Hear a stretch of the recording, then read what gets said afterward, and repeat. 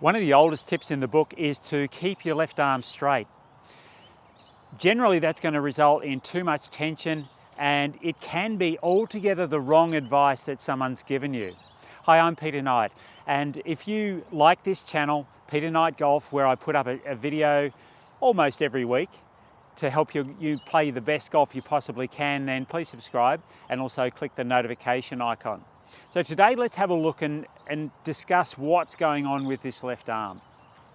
When I think about the golf swing, I think about it sort of like a lever system. And if we just think first of all of my left arm and the shaft as being two levers, my body's the hub of that movement. So as long as my body's centered, and then to a large extent what I'm doing with my feet and the ground as well as my body support, I'm driving that hub which moves the levers.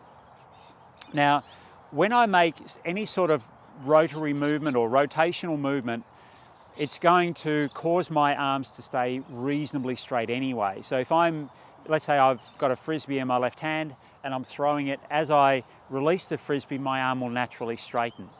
But it starts off very, very bent. If I'm swinging a golf club, the thing that is going to cause my arm to bend more than anything through impact is having tension through that arm. If my arms are fairly soft, and you can even see there's a tiny bit of bend in my left arm here at address, when I swing the club back and through, my left arm, particularly in the downswing, is going to want to straighten out anyway, just because it's soft and because of that rotational movement. So the key thing is to keep the arm fairly soft. If I try and make a swing where I'm deliberately locking the left arm, then it's either going to restrict my movement, stretch my arm during the backswing, which means that I need to recover from that in the downswing, or very commonly it'll cause the arms to get to a certain point in the backswing and then they collapse. When that happens, it's going to affect the wrist movement as well. So one good way of getting the feel of what those arms do is keep the arms really, really soft, my wrists also nice and soft, and then as I start to make little movements back and through, I feel like I'm just letting my body move my arms and the club. So there's no deliberate movement with my arms to go back and through. It's almost like I'm keeping my arms in front of my body. So when I swing back to here, you can see that even though my chest is facing pretty much toward the camera, my hands are still sort of in front of my body. By in front of my body, I don't mean right in the center. I just mean that they're somewhere sort of between sort of here and here. So when I go back, they're going to move, say, from here to here. They'll also lift a little bit. And for them to be able to lift, I need to have the freedom in my arms to allow that to occur. So in an earlier video, I showed a drill, which I'll explain here, where at address, my hands are sort of a little forward of the center line of my body at the start of the swing. When I get back to the top of the swing, if I rotate my body back to square, you can see that my arms have actually lifted a little bit and moved to the other side of my body. In the downswing, as my body rotates, the arm wants to straighten. So they're pretty much natural movements.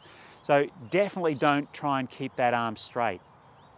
What you can do, particularly if you get to the top of the swing and the arms collapse a little bit, is look for tension in the arms, look for deliberate lifting of the club as you go back with your arms rather than feeling like it's mostly a body rotation, but generally keep the arms soft. One good little drill is to swing the club back. When I get to here, I feel like my hands are sort of in front of my right shoulder. When I follow through, I sort of feel like if I'm moving towards the camera, I feel like my hands are sort of in front of my left shoulder. So that's not necessarily a complete movement back and through, but it's a very good movement to start to build the feeling of what your arms are going to do. And there's no problem hitting a ball like that. You can hit it quite effectively, actually. So if I just have that sensation when I swing the club back and through, so less than full power, I'm just going to let the club go back, hands in front of my right shoulder, swing through, hands in front of my left shoulder, and feel that my body movement is well sequenced with my arms and my hands, and the shot will be quite effective. So practice that movement, monitoring your arms so that they stay soft as you swing back and through.